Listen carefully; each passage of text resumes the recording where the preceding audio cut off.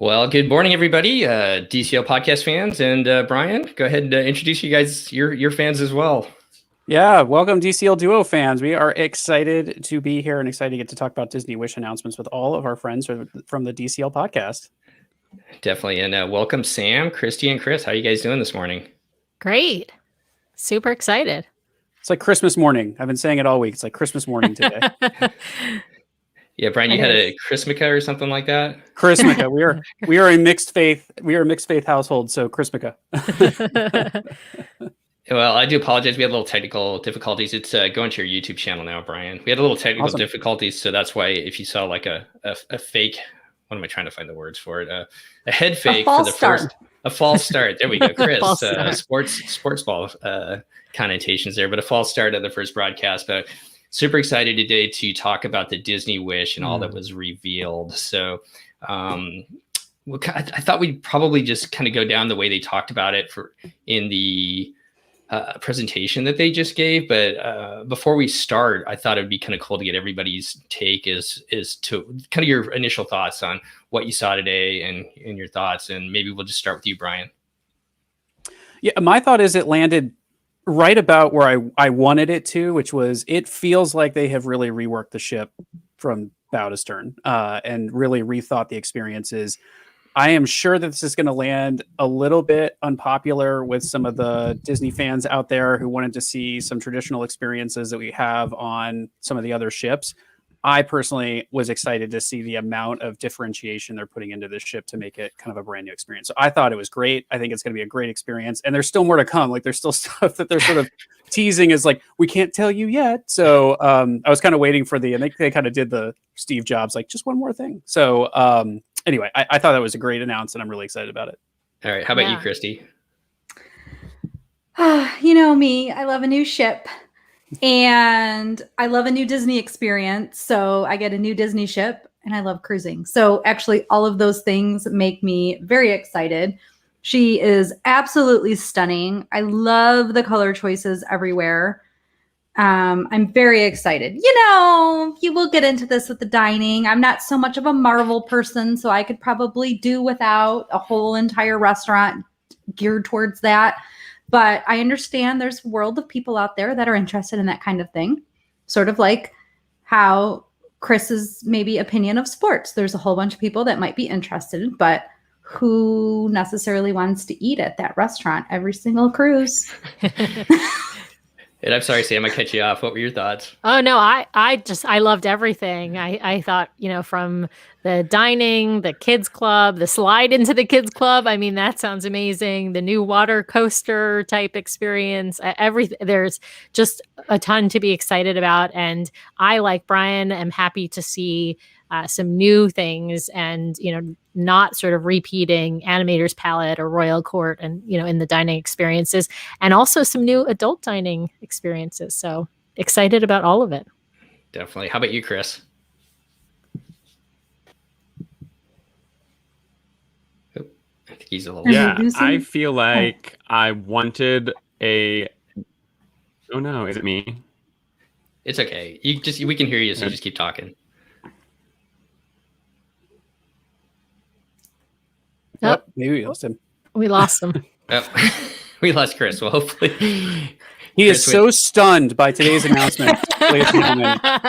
Literally frozen like a deer in headlights over what to say. Yeah, he's really excited about eating in Arendelle. He's so frozen. He does love frozen. He might be, though, actually. Maybe this is his play. Maybe this is what he's doing on purpose. We got one comment that Chris needs the AOL dial-up needs a reboot. And he's in the most tech state down there in California, right? Where Silicon Valley and everything is. I know he's a little bit further south, but I thought it was amazing too. I like the different stories that they've got, not only for kids but for adults.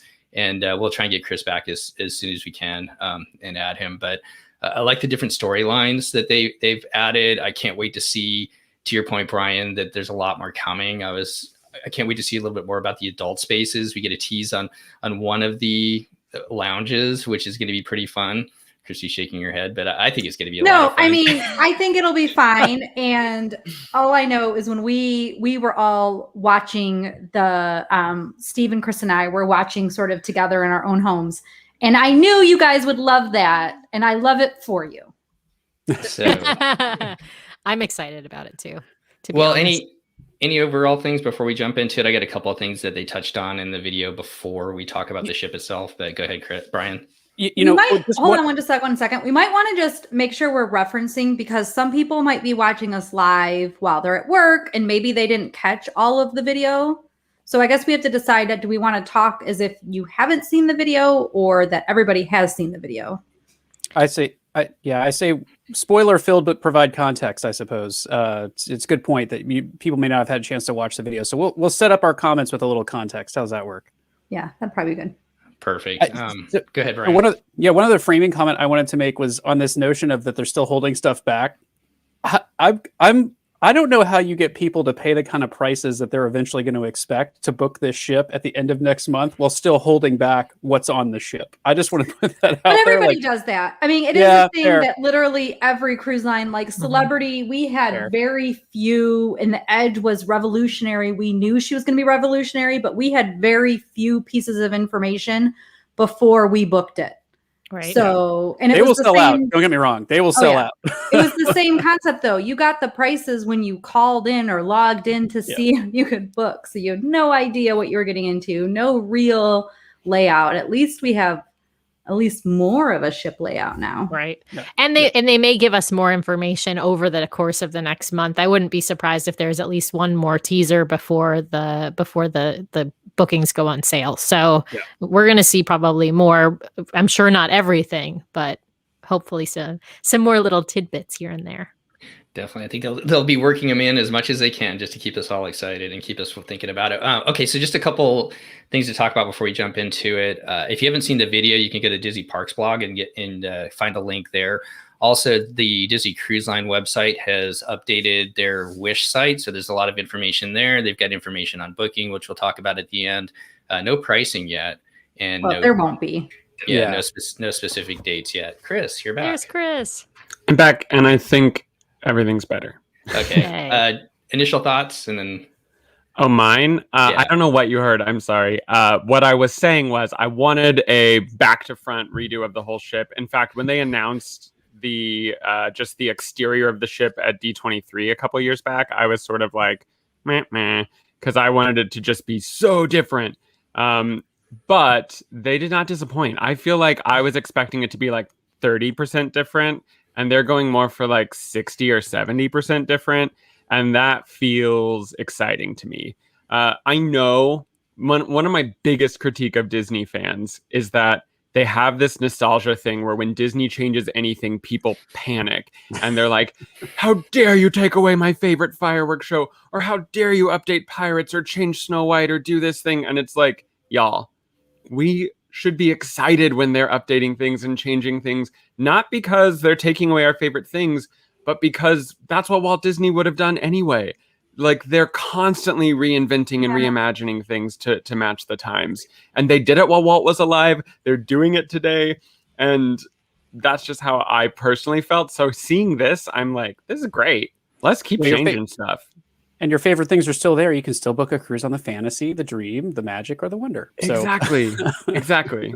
So my initial is mostly positive. I have some really big negatives, but we'll talk about that later. Mostly positive.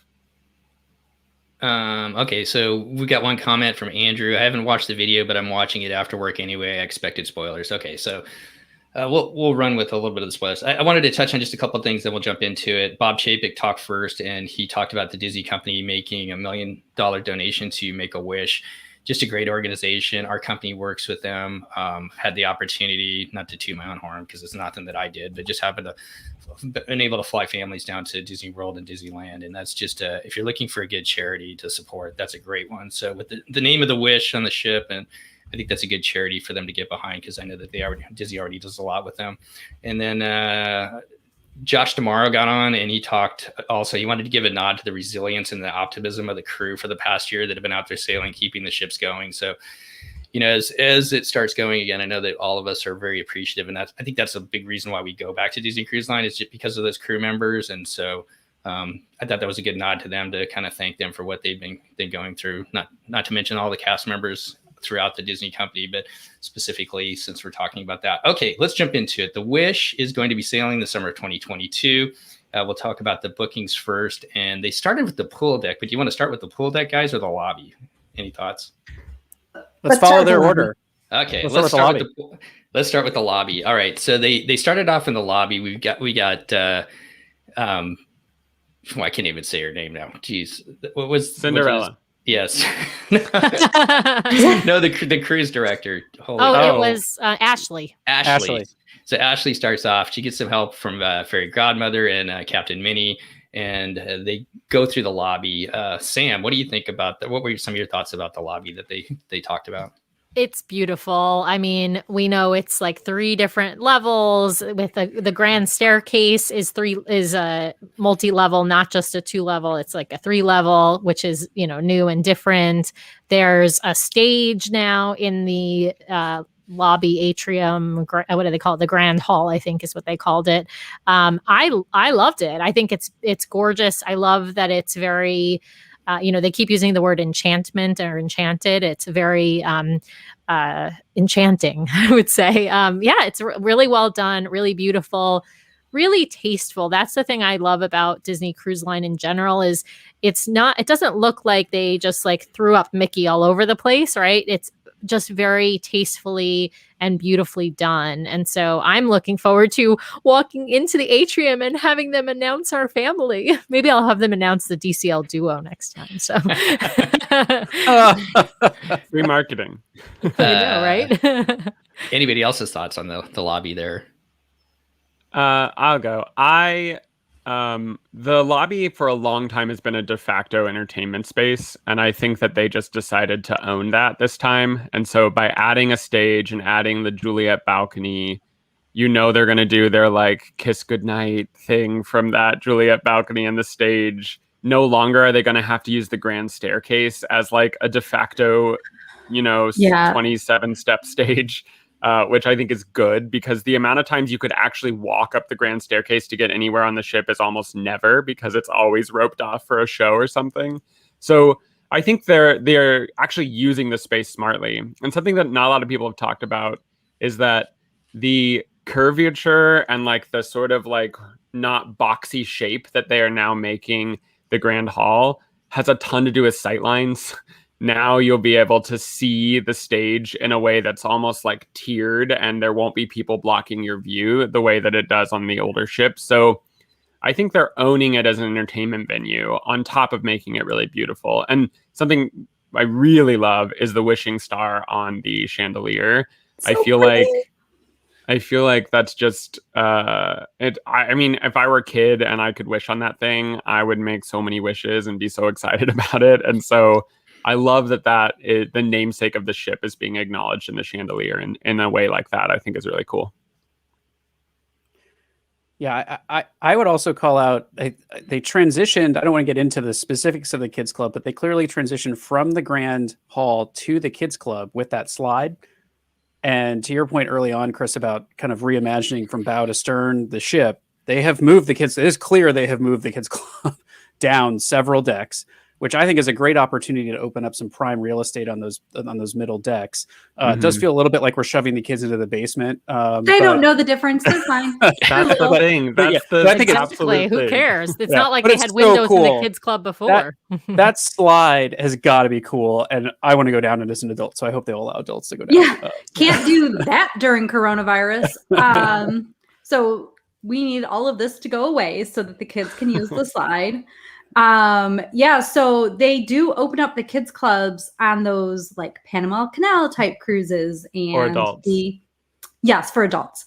Thank you, Chris. And the transatlantic. So until this cruise can do some longer sailings to these ships, or you know what I'm trying to say, until these ships can do longer sailings, I don't think we'll get to do that. But they do have the open house hours. So maybe adults can go down the slide during open house. That is weird. So they're going to have a checkpoint? Because you can't, clearly you're not going to just like nobody's going to be there and your kid just slides down a slide. Yeah, I suspect they'll have a check-in point either Yeah. in the lobby or at least like you get down the slide and then right, something like that. So yeah. I assume it'll be over to the side, like how Shore Excursion Desk is over to the side, right? So it'll be a similar type of concept where there'll be some over to the side. It's clearly not going to be like right in the middle of the whole lobby.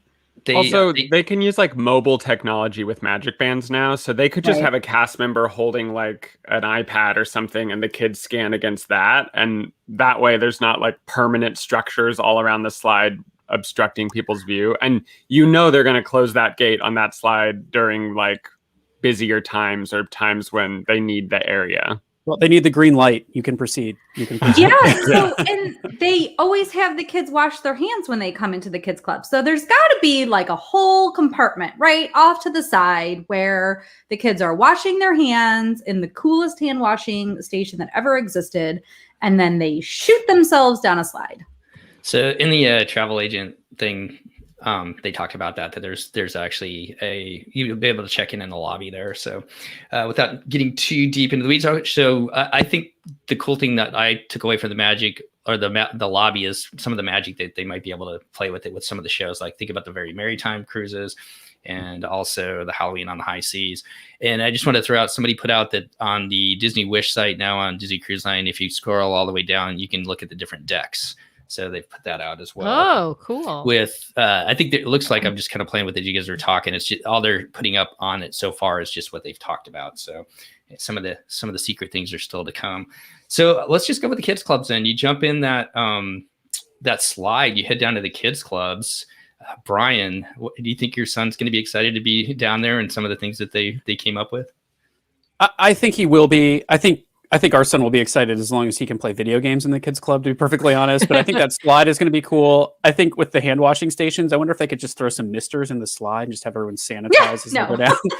For like a kitty car wash. Boom, you're clean. I think the build your own Spider-Man outfit looks really cool. I am super disappointed I can't participate in the Imagineering lab because that thing looks amazing. So I will say they're really going hard and heavy, and I'm not surprised, but hard and heavy on Marvel in the kids club and on the ship. And I'm not surprised by it. Disney Plus is all about Marvel right now. The parks are all about Marvel right now. It's a huge IP, so I'm not surprised. But they are going hard and heavy on Marvel. The kids club looks really cool with that Spider-Man and Imagineering adventure. Yeah. I'm excited about the Imagineering adventure. I'm excited about the Marvel stuff down there. I think it's going to be amazing. I was watching on my phone this morning because I was trying to make breakfast at the same time. Those of us on the West Coast, this was an 8 a.m. start. And so, yeah, I actually walked over to Nathan and we watched that portion when they were talking about the kids clubs together because I knew it would make him excited about getting on the Wish. And frankly, he's excited just to get back on any of the ships at this point. So, yeah, looks really good. To Christy's point, I'm going to be down there for open house hours for sure. I mean, it's not going to be open probably to adults for any specific times other than open house hours, at least at the beginning. And I'm going to head down there for sure. Christy, you gave a thumbs down on Marvel, but well, come on. There's very much no secret about my opinion on the whole Marvel. And I guess I have to watch, or I don't even care about myself liking Marvel, but my son should probably be a little bit in tune with it before he cruises. So I guess we'll have to have him watch some Marvel, which he has not really watched any so far. Chris is fascinated over there. I like the Imagineering part of it. Sorry, I just found the deck plans, and that's what I'm. Like, where is this? I love the idea. They talked about the aqua bands being able to, for the kids, as they design that, as they go through and they design the roller coaster, it's going to save on there so they can go back. So if they don't finish it, they could go back and continue where they started. And then those roller coasters, once they've designed them, they can go back and ride it over and over again. And they said that as the adults, you could go with your kids during those kids' time and see what they've created. So I think that's pretty cool. Listen, there is a lot of stuff in these deck plans they didn't talk about. Well, let's talk about that really quick. Well, yeah, it's standing out to me. Chris, I don't know if you're seeing this, but if I look at decks 4, 5, and 6, I don't see, or like 3, 4, and 5, I guess. I guess maybe deck 3 is still there, but I'm not seeing like all of the adult venues kind of clustered together.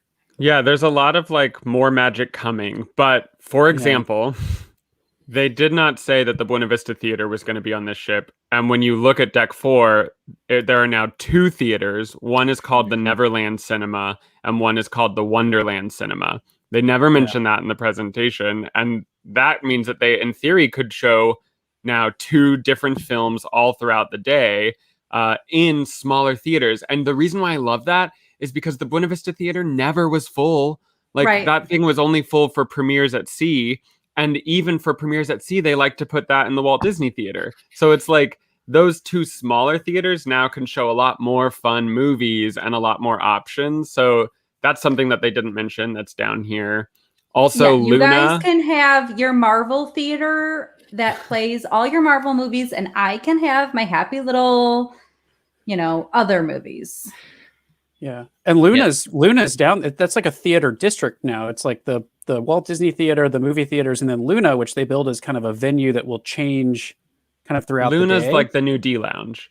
So what they described in the travel agent question and answer was that it was a family space for day and night, and that it will change as the time goes on. One of our listeners was asking about that as well. So let's finish up with the kids clubs. All they really talked about was the Oceaneer clubs for kids 3 to 12. They didn't touch on other than to say that the Vibe and the Edge are coming back. So stand by on what they do with that. So let's stay with the kids. Let's go back up to the pool deck. And I know that Chris has been a long time proponent of getting a dark ride on this ship. Did we get one? It literally happened. Not what I had thought would happen, so I can't take full credit for it, but it did happen. So I don't know. There's a thing that probably most people have not done, which is a raft ride at Typhoon Lagoon. And it was the first water ride where Disneyland added a storyline with an animatronic. And the storyline is that Mary Oceaneer, who is the namesake of the Oceaneer Club, by the way, got shipwrecked on an island, and they added this animatronic parrot. But my point is, it's very similar. There'll be a like a rubber belt that you do on the lift hill that is controlled speed. So it basically takes you up the lift hill, and on either side of you will be scenes from a Mickey and Minnie cartoon. And then there'll definitely be a show scene inside of one of the funnels. And then the rest of the ride is basically like a normal aqueduct, where you just go back down to the pool deck. Interestingly, it looks like the ride no longer loads in a funnel. It loads at deck level, and you do a lift hill, which is cool. And it's no longer called the aqueduct. It's called Aqua Mickey? Aqua Mouse? Aqua Mouse. Brian, you're muted.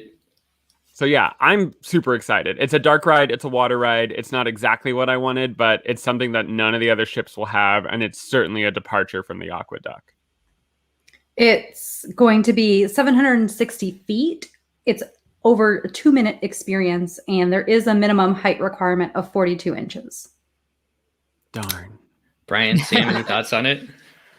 I just think it looks cool. I like that they did a redesign of the pool decks. I like that we're getting a new water. I'm going to call it a water coaster because that's what it kind of looks like to me. I like that it's something new. I like that it's a new layout, and I'm excited to see more, in more detail of what it's going to look like. Yeah, it'll get me to go on a water slide on a Disney cruise. Also, because I'm going to have to try this. According to these deck plans, Disney Vacation Club has a permanent location on the ship that's like the size of the Luna Lounge. It's like a very large space. Huh. So these may not be to scale yet. Yeah, they might not be too accurate in terms of size, but I'm just like, oh, Luna's multi-story. That's interesting. Yeah, Luna's not looking quite like a D Lounge. It's looking more like maybe a cross between a theater and a D Lounge, because it says it's a sprawling 2-deck high performance space home to musical performances, comedy acts, game shows, and more. So I wonder if that's where they'll do like bingo and some other Well, the stuff they do in the tube today, Yeah, I they think could might do- move to someplace because Yeah, what I'm noticing is evolution. the hyperspace lounge is off the atrium, which there's a bar off the atrium today, right? But not like a full-on skyline off the atrium, right? Which is what I think the hyperspace lounge is kind of emulating. It's like skyline, and then Right. your potentially your adult entertainment venue is Luna at night. It feels like they're kind of spreading that experience now out of like this kind of like go to I the back don't of the ship and stay there. I mean, it might be Luna might be the adult only area, but it also, I think though they said the words family space for day and night. So No, I think it'll still think transition. that'll it'll still transition. be D-loungy. Yeah. Like where they do, because they do those things in the evening that still families can do, like the family karaoke and the family, all the things I don't usually do, but all the stuff that they have. So I feel like all of that's going to be there. Oh yeah, that could be there. Yeah. It could be. I agree. I think it looks like it's a replacement for D Lounge, but it's a more theater type of setup. I am surprised that that hyperspace lounge. This must be killing Steve because we're bouncing all over. Somehow we're back on deck 3 when we're supposed to be talking about the pool deck. But I am surprised. Then I'm going to finish my sentence. I am surprised that they have that lounge like off deck 3. I feel like that would have been one like the Sky Lounge to put off to the side. But they said that during the day it's for kids. It's for families. So yes, so they're gonna yes, offer yes. the drinks that they have in Olga's Cantina, like that style, I'm sure, Yeah. so that kids can experience Star Wars and adults. Steve, to help us go back to the pool deck, I will say, and Christy and Brian and Sam, I don't know if your son likes the pool. We have actually, Seth and I have never been even a toe in the main pool on any Disney ship because it's always kid soup. Yeah. And so we'll just go to the adult area to swim. But I don't know if you noticed, I counted 6 pools that are all small and tiered and not one big pool. And I do think that could, in theory, help with the kid soup situation because it's like, you have to choose one pool or, you're not going to be in one big pool, but you'll choose one of the 6. And they're across what looks like at least 2 decks, maybe even like tiered across 2 decks. So that's a new change, very different. And while we're on the topic of pools, who wants to talk about the adult pool? Oh, it looks fabulous. Yeah. I thought it looked that the infinity pool off the the front of the ship that they showed, I think was where the adult pool in the front or the back. The back. The aft. Yeah. That looks amazing. I mean, yeah. So Yeah, go ahead. Sorry, Sam. we have a couple of comments that I wanted to point to. Laura says it looks like there are more pools, but they don't look that big. And then Andy is saying Concierge gets their own private sun deck and pool on deck 13. So that's something else. I didn't actually notice that. That Concierge is going to have their own pool. But yeah, having more pools is better. Our son doesn't go in the regular pool, but will go in sort of the wading, the really shallow pool. So, but to Chris's point, we avoid kid soup like the plague. So Yeah, one of those pools was literally like over my head. So I am short, I realize, but there was the 2 pools, one that was at my ankle or one that the water like came up to my face. And so how you're trying to corral your kid while you're moving, because he was younger when I took him into that pool. And, I have to like tread water or hold on to the edge. It wasn't ideal. So I'm hoping that they'll think through some of those things. mm-hmm. How many decks are there? Go ahead, Chris. How many decks are there on Dream Class? I think it's the same. I think it's 13. 15. Well, because the deck plan goes up to 15. I wasn't sure if that means they've added. I mean, the only thing you can do on the 15th deck is in one of the funnels. So I don't know what that would be, but I can't remember if the Dream and Fantasy have a 15th deck in the funnels or not. Yes, I think so. I think it's. I think it's. Well, there's maybe that it's lounge space that we had a TN one time in the funnel on the Fantasy, and they used to have like a radio station thing in one of the funnels. So there's been deck space in there, and the fake funnel. But I don't know if it goes up to 15 or if it goes up to 14. It might be that this is one deck taller. Oh, I have a deck plan. So to finish up with the pools, they also talked about pretty big. Hold on a second. Before, since everybody's asking this question. So there is technically, because I have my little deck plan, there is technically a deck 14 that only is the Outlook and the radio So this studio, ship apparently. has technically one higher deck in the Right, yeah. Outlook equivalent on the Wish. Okay, It's- Steve, what were you gonna say? So the Wish is one louder, is what you're saying. It's just showing up. It's just showing up a little bit more than the others. That's a very obscure movie reference. Somebody will get it. Anyways, okay, so Not me. I digress. Not us. The Spinal Tap. Oh, So turn it up to 11. exactly, it's one louder, right? 15 instead of 40. All right, I know I'm pretty. I need a new shtick. So they did talk about the splash pad that looked pretty cool with Toy Story characters for the younger kids as well. I love the fact that there's more pools. That the space that they have in the back. I've been on the Norwegian with the Getaway, and they had just like kind of a soaking pool back there, kind of like like you guys are talking about with that infinity pool. And with making that an adult space, I think the adults are really going to like it. So let's move on to Chris's favorite thing, and I know Sam and Brian's entertainment. Walt Actually, Disney hey, Steve. Theater. You want to go Hey, something Steve, else first? Well, hey, can we just, before we move off the pool deck, I want to point out the hero zone. Yeah. Really There's fast. 5 different zones. So yeah. Yeah, I want to just point out the hero zone. We've talked about the water slide and the pools, but I reading the description online and hearing how they described it, this is sounding like an enclosed multi-purpose space to me that's replacing the it can be used for basketball and other things, but they're talking about it as a sports court, playground, game floor, movie theater. Hero Zone is a dynamic family recreation space offering all of this and more. Are you up to the challenge? So like, like sounds movies they've under the kind of gotten stars. rid of the outdoor space and maybe converted it into something indoors. There's no photo of it, but the way they're described, I can't imagine doing a movie theater in an outdoor windy. They court, do it. right? I mean, they do that on some other lines where they show movies under the stars, and it's actually quite popular. So they really could, like, if you put sides up or whatever, they could actually probably make that be an outdoor space pretty easily, and people would love it if it worked out well. Yeah, I have a hard time imagining that with funnel vision as well, unless they're getting rid of funnel vision. But yeah, I mean, I guess it's up for grabs as to what deck parties and funnel vision look like. Although I can see a little screen up on deck 13. It looks Oh, like yeah. they've kind of put the funnel And vision in there. So anyway, And it says I funnel think that vision, Hero Zone so- is going to be an interesting thing to watch as to what they do with that, because it sounds like more multi-purpose today than what the sports court is. So Yeah. Well, let's move on to entertainment. They came out with the musical that they're going to show. Anybody want to talk about that? Anybody excited? All right, go ahead, Sam. Boo. Okay, so I'm glad we all agree. Yeah, I knew Chris and I would be on the same page on this too. Why are we seeing Aladdin again? And why are they revamping it again? Because they already revamped it. We've seen 2 different versions of Aladdin on the ships, on the Fantasy. So because they revamped it just a couple of years ago. They so have I a don't. million things they can choose from. Yeah, I mean, I listen. I don't think Aladdin is a bad show. It's a good show, but Beauty and the Beast is better. Frozen is better. I've heard, although I haven't seen Tangled, I've heard that's better. And then they could have just, pulled something else out of the vault and done something new. I mean, I know we're going to see some new stage shows, hopefully some original stuff, and probably some, variety type shows like they've done with Disney Dreams and of that vein, where you have a bunch of different musical numbers and they string it together in some weird convoluted plot.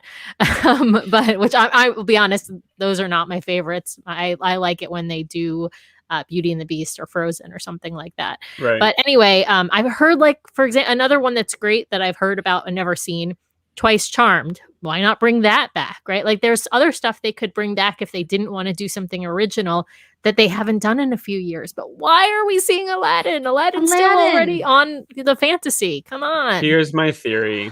My theory is that they are really greatly limited in what they can do to update older ships. And one thing that you can fairly easily do to update an older ship is to put a new show in it. So Aladdin tests well on the Fantasy. They take it off the Fantasy, put it on the Wish. Then when the Wish is sailing and they're trying to entice people to go on the Fantasy, they'll say an all new musical is coming to the Fantasy. And then also, let's not forget that the Fantasy has Frozen, which is on the Wonder as well. So I don't think they're going to have the Fantasy with 2 shows that you can see on other ships. So I think they'll cut Aladdin from Fantasy, put it onto the Wish, and then put a new show on the Fantasy where they can finally be like, look, come go on the Fantasy. You get to do an all new show. it's a disappointing strategy because you want all new things on the new ships. But if you really think about what sorts of things they can change on these older ships to make them more palatable or more desirable, it's like putting in new shows, maybe updating certain spaces, but it's really hard for them to update those spaces during a dry dock unless they do an extensive long dry dock. So that's my thought here. I just hate that thought. I hate it. I really was hoping for Moana, like hardcore hoping for a Moana stage show. Yeah, I think you're totally right, Chris. They do have 2 more shows to announce. So like I'm kind of giving them a pass on Aladdin a little bit because they said we got 2 all brand new shows. We're just not ready to talk about them today. So yeah, but nothing in that sentence to me or statement to me said it was going to be like a Moana on stage. It's going to be some Disney Dream. I'm wrong. Disney Dream, or the cute little story where something happens in the middle and at the end it all works out and we live happily ever after. Ooh, I bet they do something with all the princesses. Sure. You're right, though, Brian. They could get a lot of negative feedback. Just in going through my channels, I can tell that this is universally not a popular decision. So they're probably over the next year going to hear from people who are like, what? And hopefully they'll be like, we told you there's 2 new shows, Moana and Coco. They're definitely not going to do that, everybody. But maybe they will give us one fully fledged story that belongs to a singular IP. Because that is, Aladdin has been done and done and done and done in so many ways that it's just like, can we move on, please? Let's take some risks. So that's, Steve, my thought, and it sounds like a lot of other people's thoughts, which is, yeah, we're getting a lot of comments agreeing with us on this. There's a whole bunch of them. Yeah. They talked about the theater itself being a forest. I think that'll be kind of neat to see what kind of magic they have to be beautiful. Able to see, what other kind of technology that they add to it to enhance the shows. So they also talked about, or we've got a couple comments about the kids clubs between 3 and 12. I think that's the same. Yeah. I think somebody was saying 3 to 10, but from what I remember, you can always up if your kid's old enough or mature enough, they do allow them to head up to the edge a little bit earlier. So I think that 12 just captures it. Yeah, the Oceaneers Club's always been 3 to 12. It's just 11 and 12-year-olds could go to, I believe it was 11 and 12-year-olds could also go to Edge, but they had to choose which one they were going to go to at the beginning and then stick with it. Right. All right. We talked about the Grand Hall. We talked about Luna adult experiences. So we'll turn into the adult dining, but let's talk about that Hyperspace Lounge first. At least Brian and I and Chris are excited about that. Sam? I'm excited too, actually. I enjoy Galaxy's Edge at both Disneyland and Disney World, and I love Skyline, so I'm a little disappointed that there isn't something Skyline, because this is clearly, I think we all acknowledge the replacement. But I'm happy about there's going to be some kind of screen. It's going to change scenery. I think it'll be cool. I'm excited to see how they do it on the ship. But the only disappointment is I love Skyline, and so I would have been just as happy to have a new Skyline, or it's sort of an updated Skyline. But we don't know for sure all of the other adult venues that are going to be there. Right. So those have to be released. Those districts have to be released. And I do think that in this area, Disney is going to not disappoint us. There will be some fantastic lounges.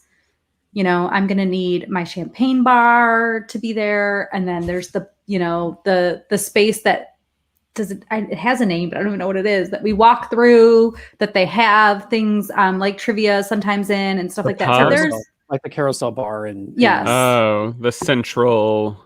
Mm-hmm. Yeah. So there'll just be some different spaces like that I think will still satisfy. There's got to be some other Skyline type replacement, because people are going to want like a nice drink that does not bubble when they're drinking it, and a place to go to get that type of experience. Well, that's my one ask is don't just bring Oga's Cantina onto the ship, because Oga's Cantina is not well liked in terms of its snack options, and its drinks are weird, right? Like I would like to see some offerings on board that are just a little bit less something classier. My actual guess is that this concept for this bar exist in the Star Wars hotel, and that they're bringing that essentially. Like, they're not telling us that's what they're doing, but you can get alcohol in that Star Wars hotel.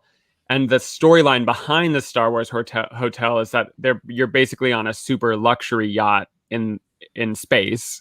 And so this is like a really fancy bar from that. So my guess is they're and no way would they want Oga's drinks in that bar. They would want to have something re-envisioned. So I hope you're right, Brian, because Oga's is not everyone wants a fuzzy tauntaun or whatever. Well, Andrew and Andy, who are commenting on Facebook, both are going to be, it sounds like, about 24 hours a day in the Star Wars Lounge. One is talking about DJ Rex at Hyperspace Lounge, and the other is saying you're going to have to drag. Andy's saying we're going to have to drag him from that lounge. So they did mention also that it would be family friendly during the day, and then the kids would move out during the night. So you could bring your family there during the day if you've got younger kids that are Star Wars fans. So, well, let's move to the adult dining. I'm gonna let you run with this one, Brian. They've gave us three new options, I guess, with adult dining.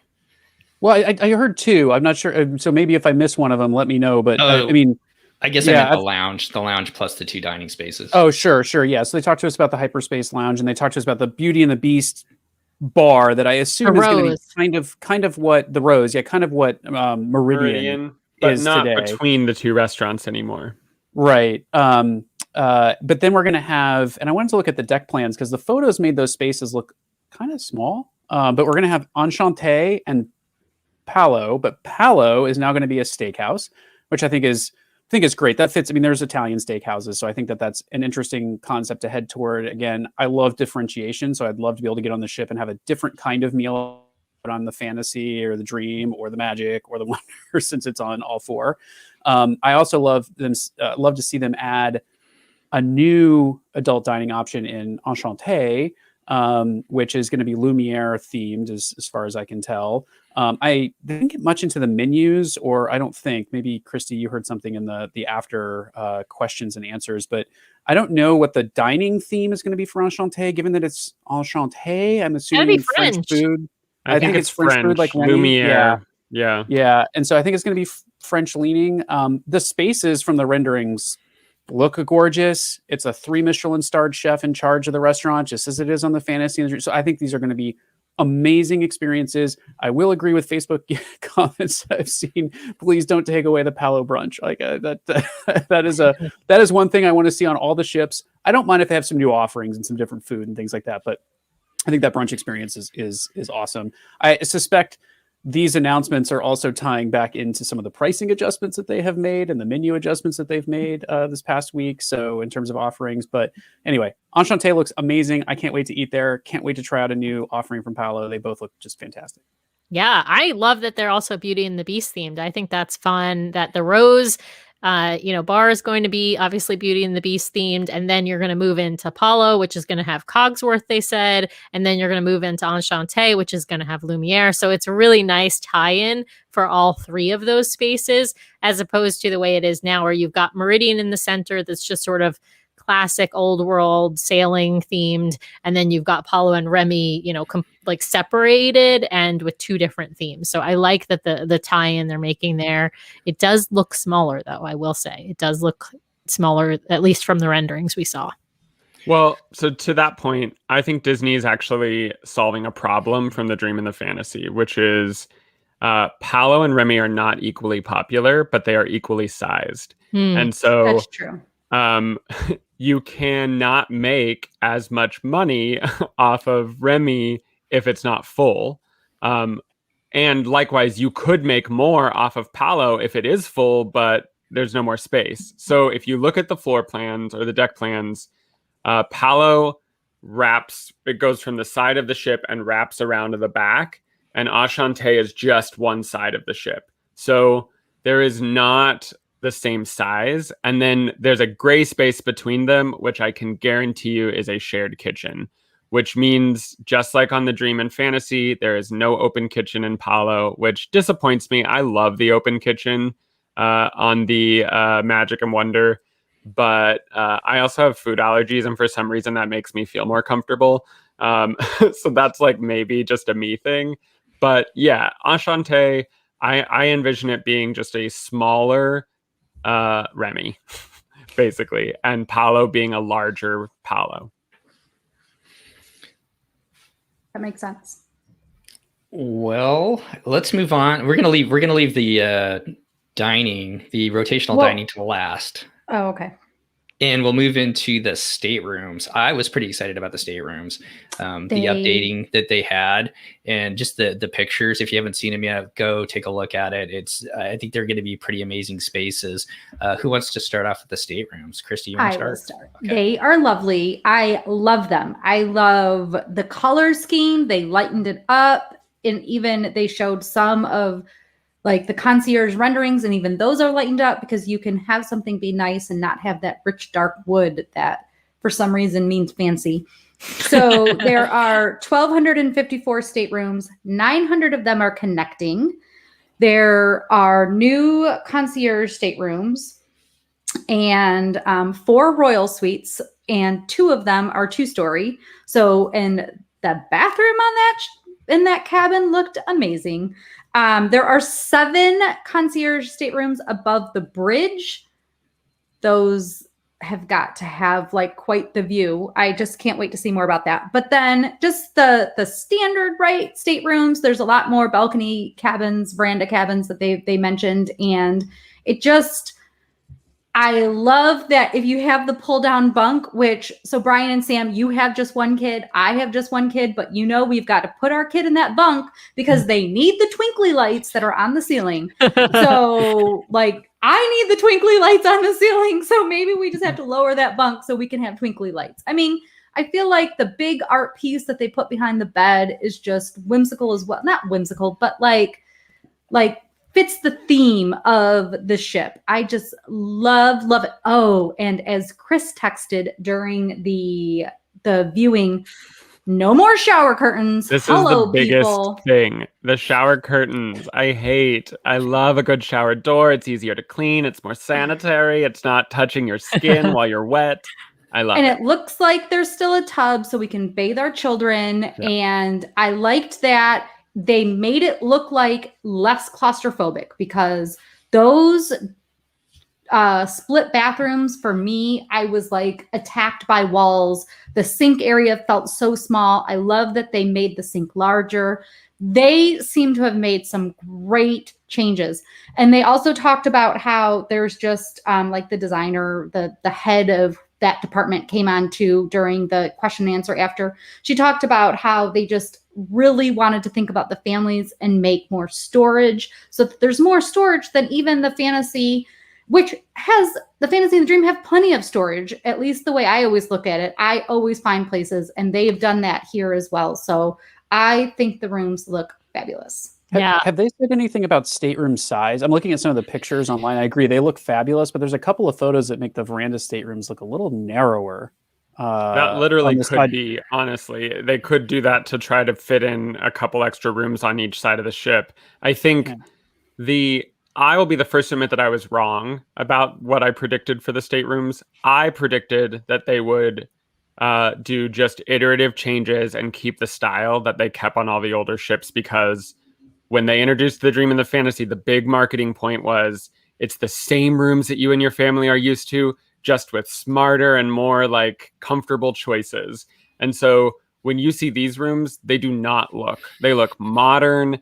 They look, brighter and less sort of like warm and old timey to me, which is a cool change. I think a brighter room helps, especially for those inside staterooms where you're so like no light and it's just like a yellow toned wall just doesn't feel great.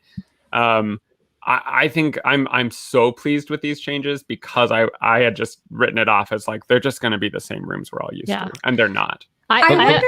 Can I interject something quick before you guys go on? So I just Googled it. There's 1,250 rooms on the fantasy, so 1,254 on the Wish. So my guess is they've got to be roughly the same size, unless they've taken some of the space up, Brian, for the adult areas or other. Or to enlarge the concierge cabins.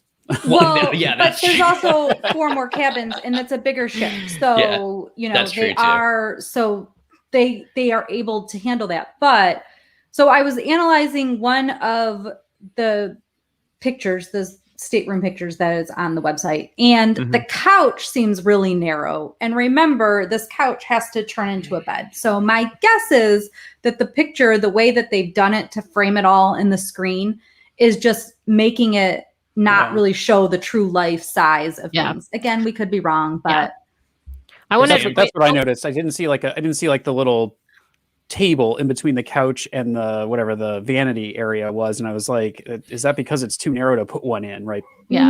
There was one in one of the angles. So they show that little tiny, which is kind of good because that other table was clunky and in the way a lot of times, and Chris put his underwear in there, and so maybe it's better. I bet they watched that, and then because of that they said no more underwear storage. We are getting rid of that. So I wanted to point out a couple of things. Let Sam have the space here. Yeah. So there's two things I noticed that nobody's talked about yet, which is number one is theming. So in the pictures online, all we're seeing is Cinderella theming, but in the video that we saw, I detected some Rapunzel themed rooms as well. So with the some pictures with the lanterns in them. So I don't know what other theming we might see, or if it's just going to be those sort of two categories, Cinderella versus Rapunzel. But who knows? We might see other theming as well in the room. So I liked that. But one other thing I noticed when looking at the deck plans and looking at the rooms, if you click on the inside staterooms, there do not appear to be any magic portholes. That's the word, not portals, portholes. So I don't know if that's going to be universal, or those are just the, because it looks like all the inside ones that they've posted are the same room posted, just, as on different decks. But there might not be magic portholes on this ship. So that's, I think, to be determined. I wonder why they would do that. So, because I've never heard, have you guys heard? I haven't heard that there's been any technical issues with the magic porthole. And it was actually, maybe they didn't want people to want to book the inside cabin, because one of my clients was already messaging and saying it looked like there were less of them. Like she was concerned because it looked like there were less inside cabins. So maybe because the inside cabins were booking up, and obviously they're the least expensive. So maybe they didn't want to entice people to want them. Yeah. We get a couple comments. Jessica says, looks like a lot of plugs in the stateroom. So that's a good change for everybody with their electronics. And yeah, just look at I think they really look amazing. They've really updated the look, the bedding that they're using and everything else to look very classy, but with the artwork that they've put into it, it keeps that Disney theme. And I think people are really going to love these staterooms.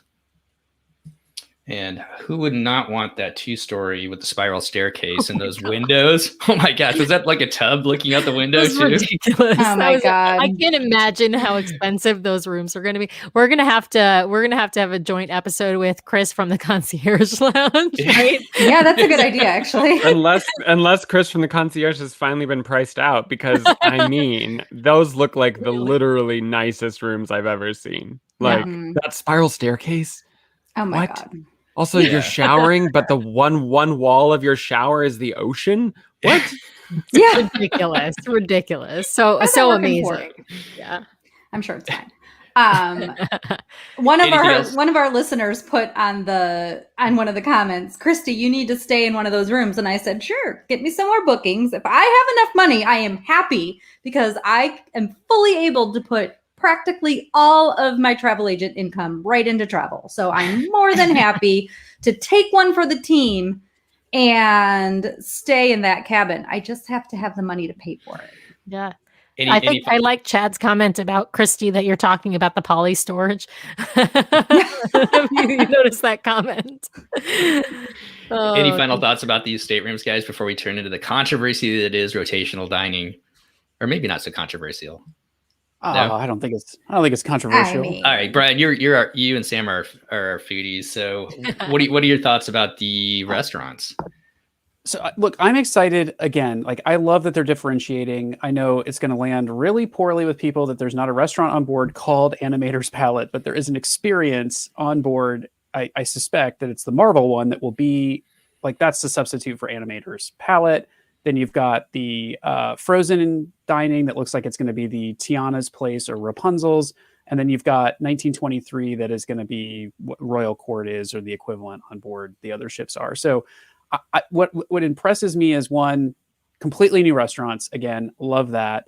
Two of them are going to have shows associated with them, which I think is a winning combination for Disney. And if you look at the renderings of these spaces, they are some of the most immersive spaces I've seen Disney do for dining. If I think about Royal Court today, it's nice, but I don't really feel the theming of it when I'm in it. It feels like kind of a nice restaurant, but it's not fantastic. Like 1923 looks like I'm eating at maybe like Carthay Circle or 1900 Park Fair. Like it looks like they've really taken the effort to like really theme out these spaces. The Frozen restaurant, it looks like you won't even know you're on a ship. You're going to be like in an immersive Arendelle show, right? Like, so I think these are going to be great.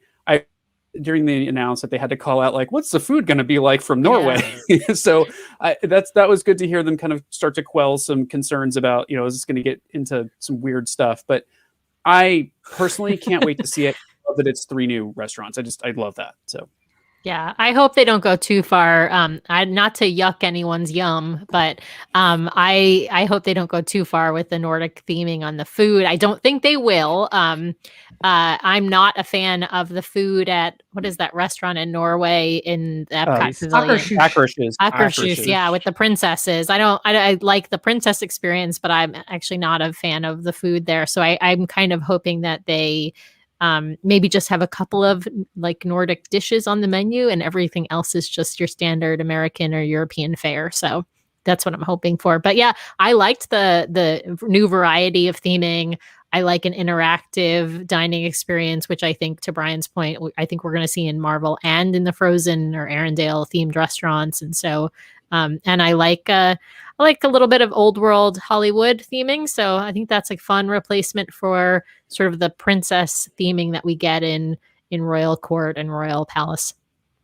So one concern I have with the 2 of the restaurants now having shows, there's, to me, well, I do feel like it alters the serving experience because they have to work and serve interchangeably with the meals, right? Like then they're standing off, or they have to wait, or they have to do this because they're waiting for that. It sometimes does make those meals longer. So for some families that might be complicated to have a longer meal. Like when my son was younger, I remember like the Animator's Palette time, we would have to sometimes leave because we couldn't watch the end because it was his bedtime and he would expire and needed to go to bed desperately, even with early dining. And so there's just things like that. Like the shows make the things take longer. It also, one of the things I love about cruising is that if multi-generational families or groups of people go on a cruise, in the evening, they do their own thing during the day. And in the evening, they come together for dinner. And part of that is you want to talk to the people, how was your day, and all of these things. And if you're on a 3-night cruise or a 4-night cruise, and most of your nights are going to be shows, you're missing out on that opportunity potentially to have those like good, how was your day type, we're a family coming together conversations. And so Disney ultimately typically knocks these things out of the park. So I might look at them questionably in the future. Like I wasn't sure how I felt about the Skyliner, and now I think it's brilliant. So that's how it could turn out. But those are just some maybe negative thoughts. And well, we know how I feel about Marvel, so I don't know about staring at that every single time I cruise the Wish. But what if you don't like talking to your family? This is perfect. Well, and the thing though I liked about Animator's Palette is that some of the time they would obviously there was the show or whatever, but that they had, and the Crush, which was interactive and interrupted everything. But they also would do like the images that would just change on the screen, and it was quiet and you could still talk, but your kids could still look at something. And so you could do both. You could engage or not engage, but it wasn't interrupting your dinner if you wanted. You know what does that make sense what I'm trying to say? Yeah. So, anyway. Yeah. Chris, what about your thoughts? Yeah, I guess part of me was like, I can't imagine a Disney ship without Animator's Palette. but I am also loving everything new, so I don't really care. I'd like get rid of it, put something fun there. The Marvel thing is interesting because it does seem like a locked theme. Like unless the restaurant is full of digital screens that they can like pop in and out new, like on Pirate Night when you go to Animator's Palette, they throw up like Pirate Night logos on the digital screens and things like that. I could see them trying to do that for Marvel, but it does feel like a very specific theme. Also, a lot of people were worried about how could you do a show in a larger ship because, already there's sightline issues on the Dream or on the Magic and the Wonder with Tiana's and Rapunzel, but they basically solved for that by putting a stage in the middle of the restaurant that's like raised above all the tables, so you can see it from anywhere. I also predict that they're going to hide special effects throughout the restaurant for the Frozen show, which will be fun. Like Elsa doing ice magic and, some sort of crescendo at the end where the restaurant will transform, maybe, which I think is cool. Also, for people who are like, another Frozen thing, let me just remind you that Frozen 2 and Frozen are the top 2 animated films of all time. Like, the highest grossing animated IP of all time in spot number 1 and spot number 2. So yeah, maybe you're tired of it, but also there is no denying. And listen, I also happen to be a mega Frozen 2 fan. I think it's much better than Frozen 1. I think Frozen 2 is one of the best films ever made. I love it. So I will say that I'm a little biased here, but in my book, the only thing that I would have been disappointed is if they put a Frozen show on the ship, because we have enough of that. But a Frozen restaurant, fine. And also, we have 2 more ships coming. We still could get our Coco restaurant, please. And there are other options as well. So I feel good about that. And then the 1923 thing, replacing the Royal Palace vibe, I'm fine with that. Like, what was the Royal Palace theme? Like, staunchy banquet hall? Cool. But this one feels like it has personality. They've also had a ton of success with a 1923 themed entry to Disney's California Adventure. People like the paying homage to Walt vibe that Disney has been doing so much over the past decade. So I think it's going to be a smash hit. And then one thing we haven't talked about is when they put walls up in these restaurants, I actually like that for restaurants that there's no show, because it makes it feel less like you're in a giant wedding venue and more like you are in a restaurant. And the art for 1923 showed lots of divided spaces. So I think it will feel more like you're in an upscale restaurant, which I think is cool. Yeah, I like the feel of the 1923. Just looking at the pictures, I think that's going to be, I know one of our family's favorite places to go to. I do wonder about Marvel, if they'll have more than one storyline. So they say it's an interactive experience. I'm home. Okay, thanks, bud. They say it's an interactive experience as you're kind of eating. So I hope they have more than one storyline, so that's not the same thing over and over again. I think they'll have to. I mean, the way that Marvel is going on Disney Plus, it's all these new, like, they're going to be new shows, new characters, new evolutions of the multiverse. Like, they're just going to have the ability to adapt that restaurant. Yeah, maybe one time you're helping Black Panther solve something, and the next time it's Captain America or something like that. Yeah, and I want a Sam Wilson Captain America on the show. I love him. Can we get a WandaVision meal, please? Yeah. TV dinners and WandaVision. Yes. And to your point, when I know you guys booked the Norway cruise, right? Yes. Yeah. So they had Norway themed food when we went on our Norway, and it's a lot of fish. So I think it'll be hard for them to do that. I think it'll transition back to what we all kind of know and expect on Disney Cruise Line.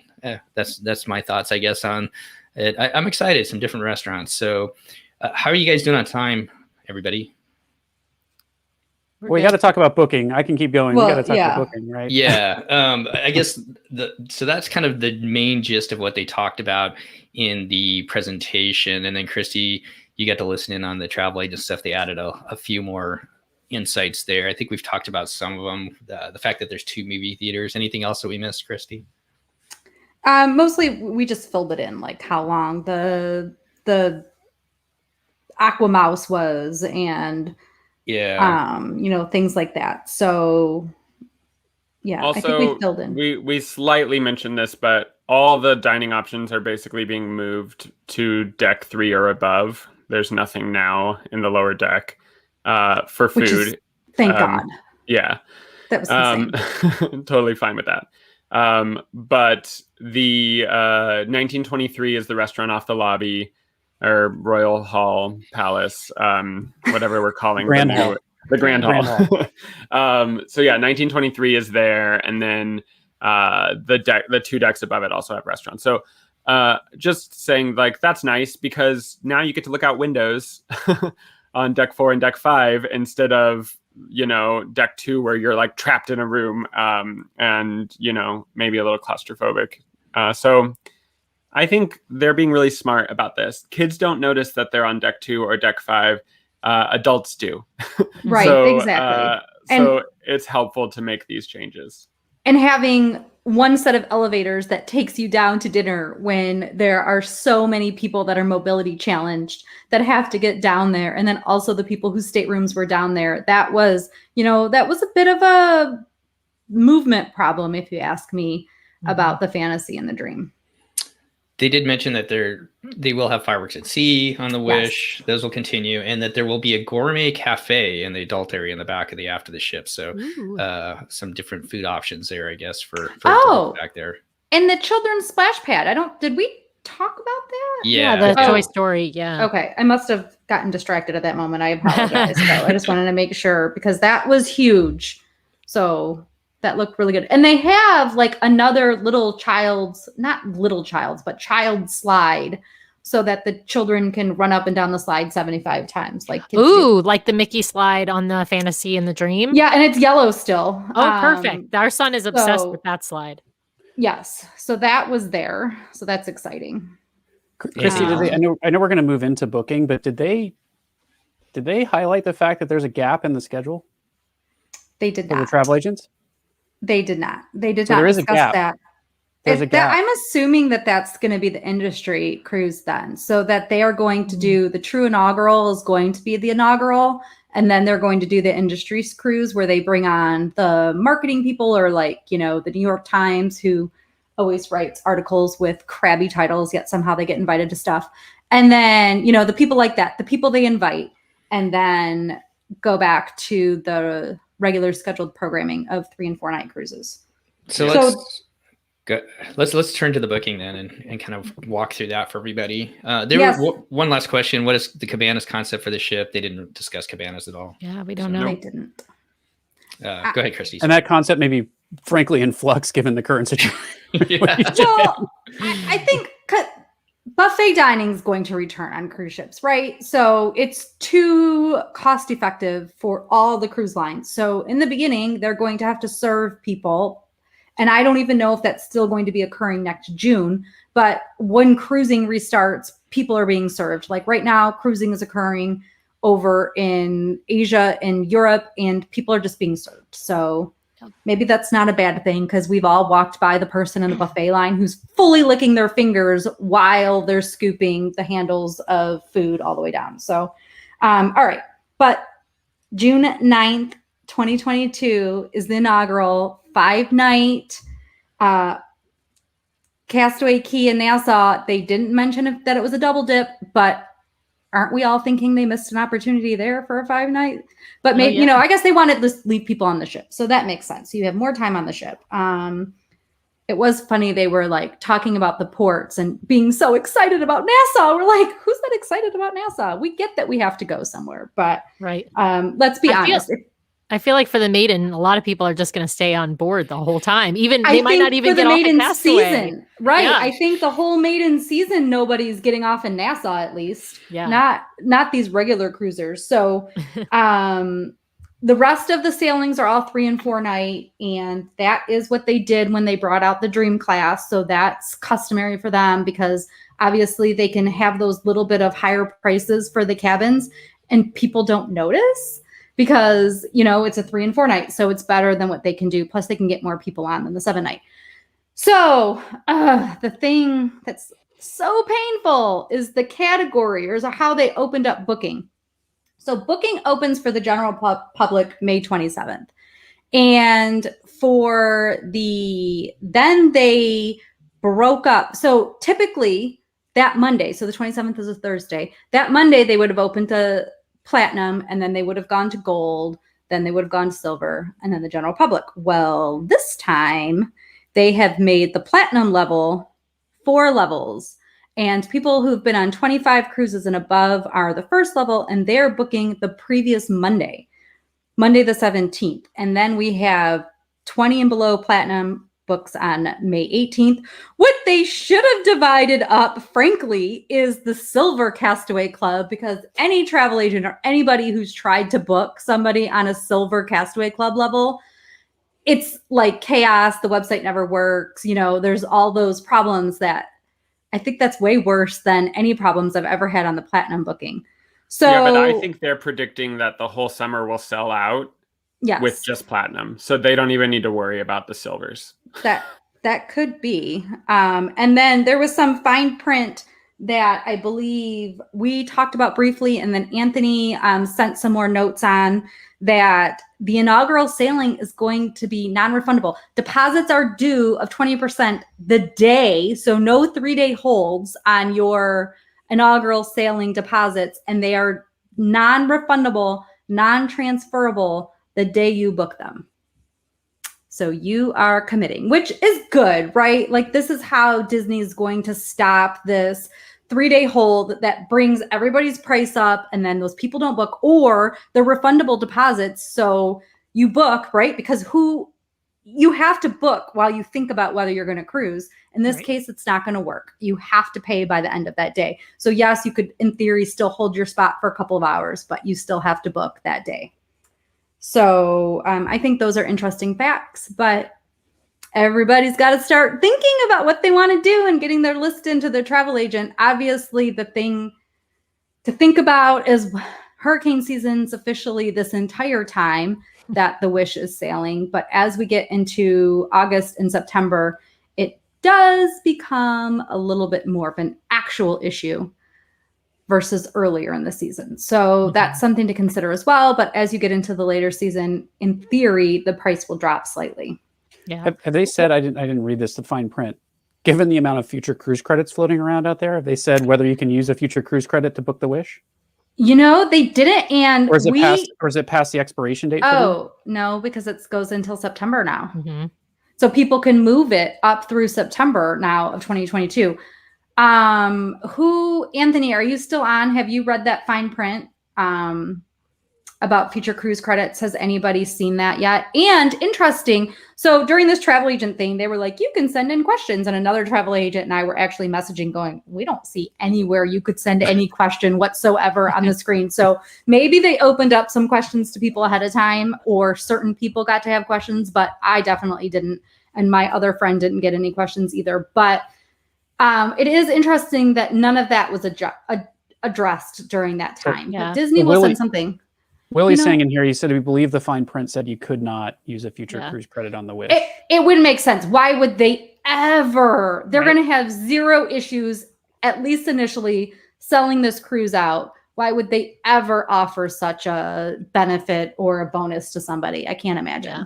Hey, Sarah's asking about gold level. Is it with the general public? The answer, Sarah, is no. It's going to go from a platinum 25, platinum 20, platinum 15, and then, then platinums, then gold, right? Then BBC, then silver.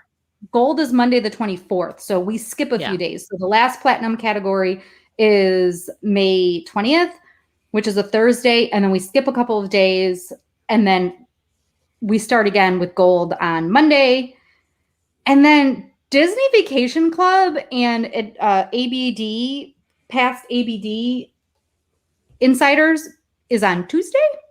Then silver is on Wednesday. They just did not want to move silver from Wednesday. And then the general public is, that's the same. General public is Thursday, May 27th. Mm-hmm. I agree with, I forget who made the comment, but I think this inaugural season, it'll be like that Hawaii cruise where we went on as like Gold Castaway Club, and we could like snag an inside stateroom, and then it was gone before we could book it. I mean, like there was no way to get on that cruise until you hit like a pay in full date. Although here, pay in full is basically when you're booking. So I mean, it's not quite, but I just think it's going to sell out to platinum. I think this inaugural season is going to go to the platinum cruisers, maybe some gold, and then beyond that, you're in real trouble if you want to get on this ship. That's my prediction. So. But did they say it's sold out, or that it's non-refundable for the entire? I think it's just the maiden voyage. Yeah. So the rest of them, I assume regular cancellation fees apply. Yeah, this just says June 9th. That's true. Yeah, I mean, I predict this is them testing out some new tiers in their Castaway Club. I'm just saying, like I think they've been thinking about that for a while because I think the platinum cruisers who've like cruised, there's cruisers out there who've cruised 100 cruises with Disney Cruise Line and 70 cruises. So I am fully expecting that we will see some changes to the Castaway Club in the future, and this might be a kind of a way for them to figure out where those lines get drawn a little bit for new tiers, but. The other thing is I feel a twinge of pain for the people who really rushed over the last, well, not this past year, but in years past to get to platinum status so they could book on the Wish because they thought they'd be on all equal footing. And now they are far from on equal footing. So, yeah. Yeah. Willie's asking, do we think a 4th day platinum will have a chance at the maiden?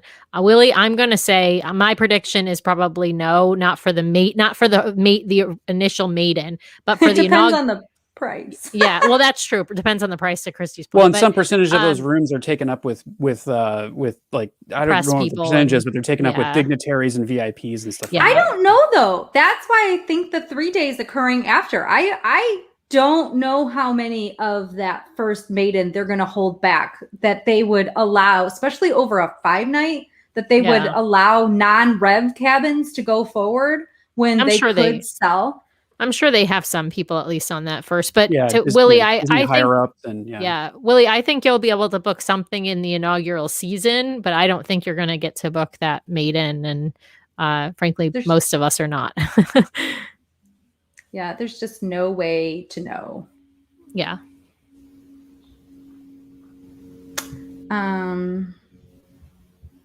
But yeah, Willie gave some comments also. If people who are, I don't know if people are seeing this through our Facebook feed or the DCL podcast Facebook feed or on YouTube, but there's some restrictions that are particular to the maiden. And so if you are trying to book the maiden, you want to look at those restrictions real carefully.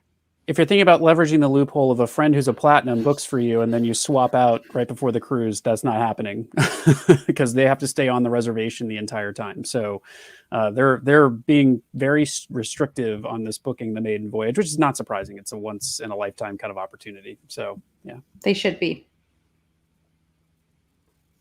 Yep. Steve, you're on mute. Steve, you're on mute. Sorry. One of the things they point out, they put this out there for every release anyways, is make sure that you go on and verify your Castaway Club status and make sure it's accurate prior to the booking windows opening. So, yeah. And to know if you are using a travel agent, which obviously it's always helpful to help out a small business, but make sure they have your Castaway Club number, your date of birth, and your legal name the way that it is in Disney, because all of that information is always needed when we go online to make your booking for you. Well, I guess as we kind of finish up here, this is super fun, Brian. Thank you for coming up with this idea to kind of, ooh, there goes something. Yeah. Is a ship taking off or a jet taking off in somebody's house? Yeah. Chris's house. Yeah. Thanks for coming up with the idea to kind of combine the shows today to talk about the Disney Wish. I think this has been a lot of fun. Before we get out of here, any final thoughts, I guess, from everybody about the Wish, just what we've talked about today? And who wants to go first? I just want to say that Steve's comment, funny, my Castaway Club membership says you ain't getting on the Wish. Steve, you know what? That's what my Castaway Club membership says too. So we're right here with you, Steve. Oh no, I will beg, borrow, and steal to get on this ship. I will be on the Wish. Like, mark my words, I will find a way to get on the Wish. It may not be for the maiden voyage, but I will find a way to get on the Wish in the first 3 months. There's problems typically in the beginning, so you could use that to help yourself feel better about, because usually stuff doesn't quite go the way they want on those initial cruises. But I cannot wait. I cannot wait to sail her. I did text my husband during it that we are no longer allowed to spend any money because all of it has to go to getting on the Wish. Well, I guess any final thoughts as we'll go around. That was yours, Christy. How about you, Sam and Brian? I've given mine. I'm good. Can't wait to get on board. Can't wait. Just can't wait, you guys. And I feel like if we can all get on together, that would make it even better. Chris? Yeah, I don't like it. I don't want to get on the ship. I just think, it's not like the old ships. They didn't honor the heritage of the ship. No, Chris is fired. Spoken like a true Disneyland fan. No. The one thing that this does make me curious about, because I wasn't a DCL aficionado back when the Dream and the Fantasy were released, is how quickly did they announce the renovation of the Magic, or the reimagining of the Magic, because I really do think this puts a dent in the other ships' appeal. I'm not saying that they won't have people sailing on them, because Disney Cruise Line has fewer ships than almost any other, fleet. But I mean, it does make the Magic and Wonder look a little frumpy when you look at the new bells and whistles of the Wish. And I'm not saying that there are not diehard Magic and Wonder people out there, but the Wish just looks so modern and so cool. And they're finally offering new experiences that I could picture people being like, well, I'm not going to sail on the Magic or the Wonder. I'm going to save as much money as I can so that I can eventually get on the Wish. And then Disney's sort of cannibalizing their own industry or their own business. Historically, that's been every cruise line, right? Like when the Oasis class came out, and then the Quantum class for Royal Caribbean, and Celebrity, obviously, as we know, I'm in love with her, but they have their Edge class, but they had their Solstice and the Millennium class. And the thing is those ships all do very well, even still, because some people aren't interested in the new bells and whistles. There are definitely going to be other people who have no desire to go to a Frozen or Marvel dinner during half of their 3 and 4 night cruise, and that they have no desire to do 3 and 4 night cruises even. So they're going to wait until there's longer cruises. So there are definitely always going to be people that are going to go back. The beauty of it for us is it's going to make those cruises cheaper. Like the Dream is now going to be less expensive. The Fantasy is still going to be priced like insanity because it's the only 7 night leaving out of Port Canaveral, doing those cruises back, their standard.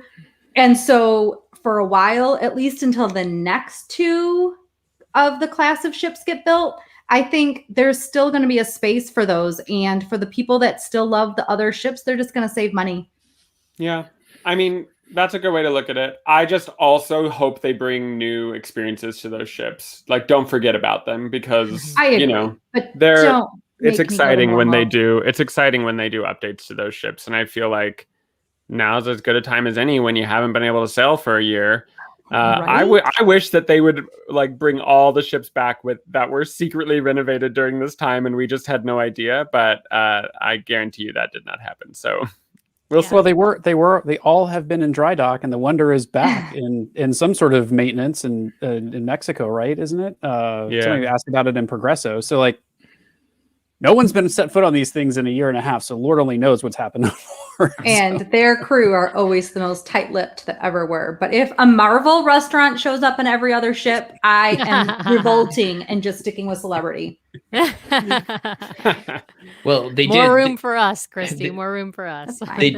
They did start off the presentation talking about those sailing on the staycations over in Europe would have opportunities to go to Wakanda and other places. So who knows what they've got up their sleeve for those ships when they come back. I know they're going to be immaculate, that's for sure.